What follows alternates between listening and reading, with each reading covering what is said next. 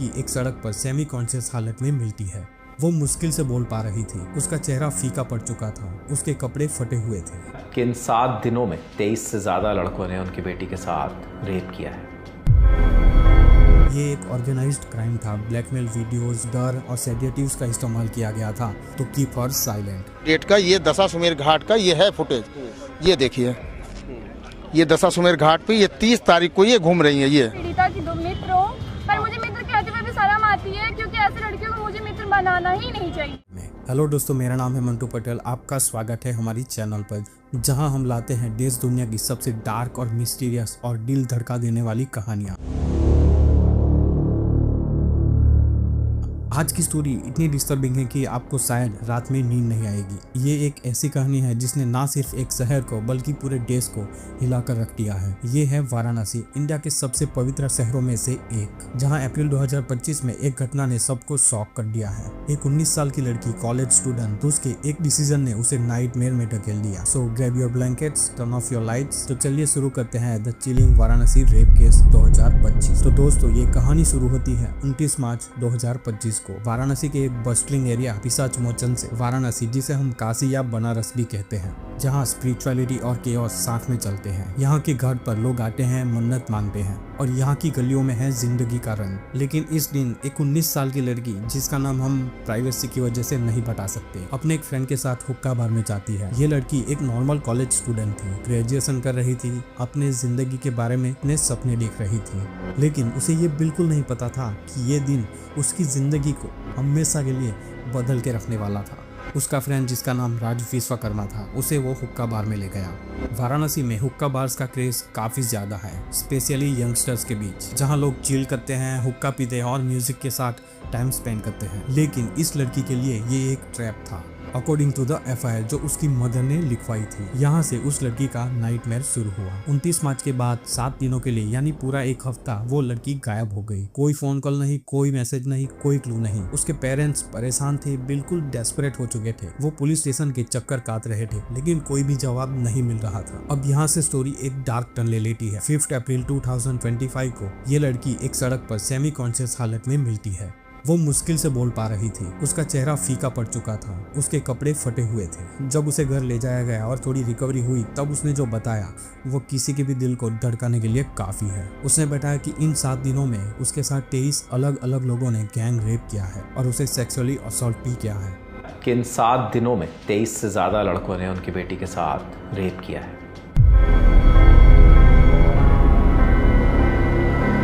हाँ, आपने सही सुना, 23 अलग अलग लोगों ने।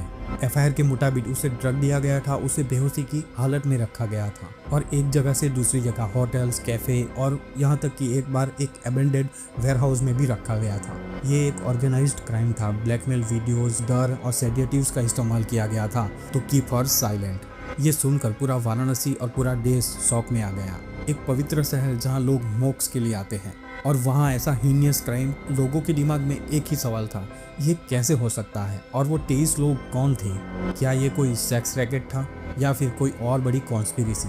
लेकिन इससे पहले कि हम आगे बढ़े, let's take a step back और देखते हैं कि ये केस आखिरकार पुलिस स्टेशन तक पहुंचा कैसे और उसके बाद क्या हुआ। 6 अप्रैल को जब ये लड़की थोड़ी स्टेबल हुई, उसकी मां ने लालपुर पांडेपुर पुलिस स्टेशन में एफआईआर दर्ज करवाई। एफआईआर में 12 लोगों के नाम लिखे गए। राज विश्वकर्मा, समीर, आयुष, सोहेल, दानिश, अनमोल, साजिद, जहीर, इमरान, जईब, अमन और राज खान। बाकी के 11 आरोपी अनआइडेंटिफाइड थे। मतलब पुलिस को अब भी नहीं पता है कि वो 11 लोग कौन हैं। एक एक करके जिन लोगों को आप पुलिस वैन में जाते देख रहे हैं, ये सभी वाराणसी गैंग रेप के आरोपी हैं, जिन्हें अब पुलिस जेल भेजने की तैयारी कर रही है। इन सभी पर 19 साल की लड़की के साथ दरिंदगी करने का आरोप है।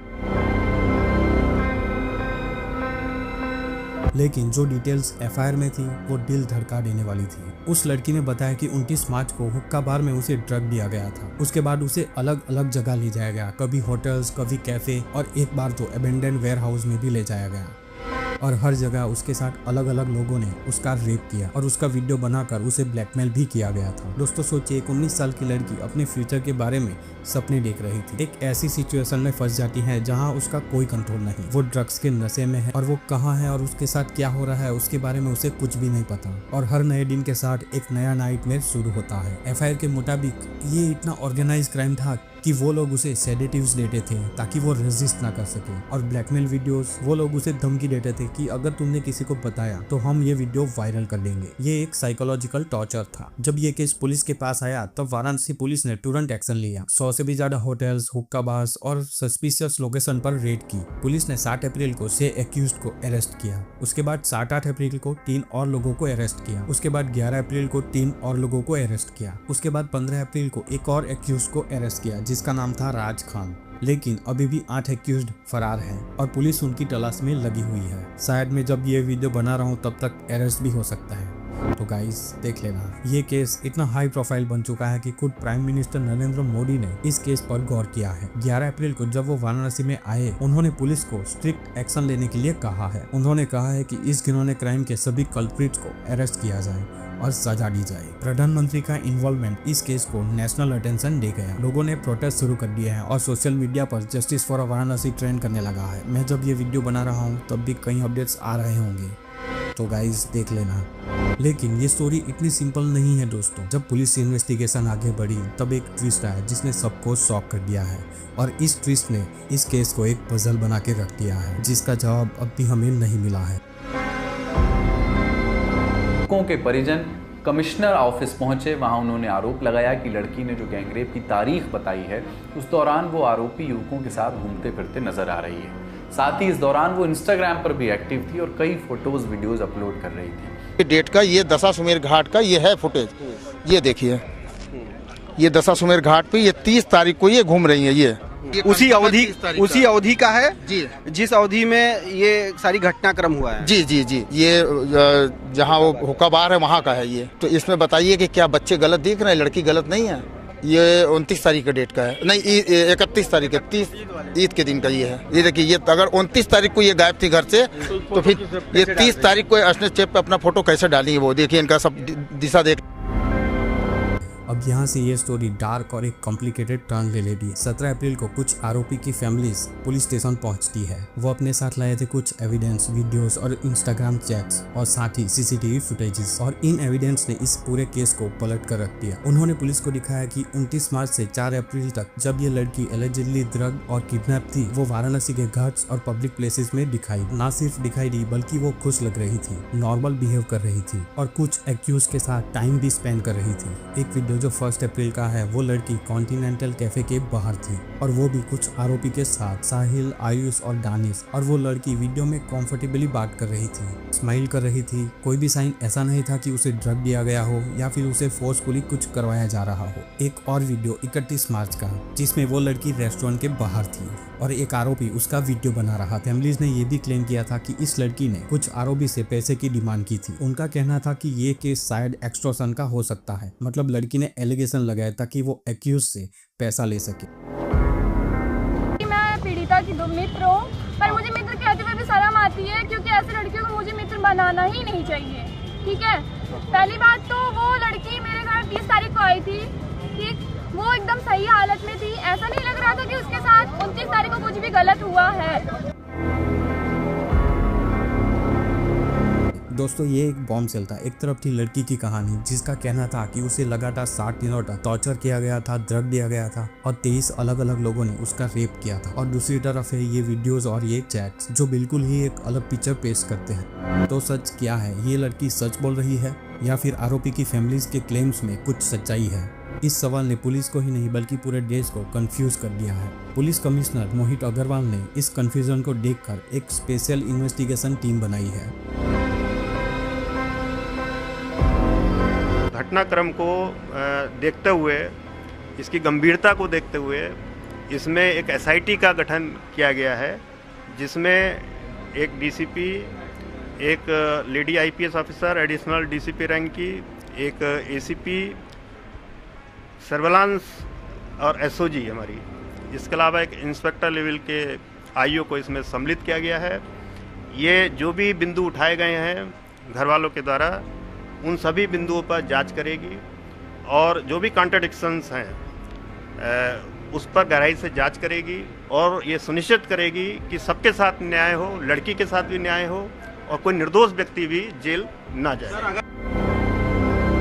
ये टीम जिसमें 6 से 8 मेंबर्स इस केस को हर एंगल से इन्वेस्टिगेट कर रहे हैं। उन्होंने फर्दर अरेस्ट पे रोक लगा दी है जब तक SIT की रिपोर्ट नहीं आती। उन्होंने कहा है कि 30 दिनों के अंदर ये रिपोर्ट आ जाएगी। पुलिस कमिश्नर मोहित अग्रवाल ने कहा है, हम न सर्वाइवर के साथ इनजस्टिस होने देंगे न एक्यूज के साथ। लेकिन ये केस अब एक मेज जैसा बन गया है जहाँ हर मोड़ पर एक नया क्वेश्चन खड़ा हो रहा है।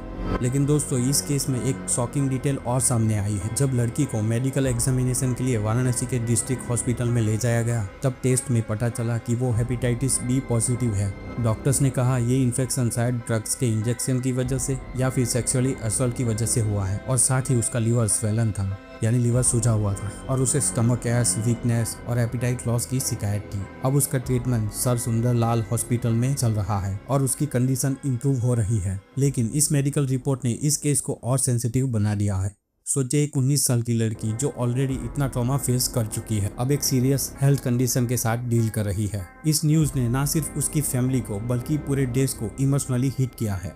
लोगों के दिल में सिंपैथी है लेकिन साथ में कंफ्यूजन भी है क्योंकि आरोपी की फैमिलीज के क्लेम अब भी इन्वेस्टिगेशन के रेडार पर है। तो दोस्तों ये वाराणसी रेप केस एक कहानी जो एक सिंपल एलिगेशन से शुरू हुई लेकिन अब एक कॉम्प्लेक्स वेब बन चुकी है। एक तरफ है लड़की की कहानी जो कहती है कि उसे 7 दिनों तक टॉर्चर किया गया था और दूसरी तरफ है वीडियोस और चैट जो एक अलग ही स्टोरी बनाती है और बीच में है वाराणसी पुलिस जो सच ढूंढने की कोशिश कर रही है। लेकिन कुछ सवाल अब भी जवाब मांग रहे हैं। पहला सवाल, अगर उस लड़की को ड्रग दिया गया था, उसे किडनैप किया गया था तो वो उन वीडियोस में इतनी नॉर्मल कैसे हो सकती है। दूसरा, अगर ये एक्सटॉर्शन का केस था तो हेपेटाइटिस B का इन्फेक्शन कैसे एक्सप्लेन होगा। तीसरा, क्या ये एक ऑर्गेनाइज्ड सेक्स रैकेट था या फिर कुछ और सबसे बड़ा सवाल, क्या स्पेशल इन्वेस्टिगेशन टीम इस केस के सच को सबके सामने ला पाएगी। इस केस ने वाराणसी के दिल को हिला के रख दिया है। इस केस ने ना सिर्फ सेफ्टी इश्यूज को हाईलाइट किया है बल्कि ये भी दिखाया है कि ट्रूथ कितना कॉम्प्लिकेटेड हो सकता है। सोशल मीडिया पर डिबेट्स चल रही है, कुछ लोग लड़की के साथ हैं और कुछ लोग आरोपी के फैमिलीज के क्लेम्स पर बिलीव करते हैं। इस केस का असर ना सिर्फ वाराणसी बल्कि पूरे देश पर पड़ा है। ये एक रिमाइंडर है कि हमें अपने सराउंडिंग्स के बारे में अवेयर रहना है और जस्टिस के लिए लड़ना है, चाहे सच कितना भी मुश्किल हो। तो दोस्तों ये कहानी अभी भी खत्म नहीं हुई है। SIT की रिपोर्ट अब भी आनी बाकी है। जब रिपोर्ट आएगी तब भी हम कुछ जान पाएंगे। लेकिन तब तक मैं आपसे पूछना चाहता हूँ, आप क्या सोचते हैं, क्या ये ब्रूटल क्राइम था या फिर इसमें अब भी कई लेयर्स बाकी है जो अभी भी सामने नहीं आई है। कमेंट सेक्शन में अपने थॉट जरूर शेयर करें।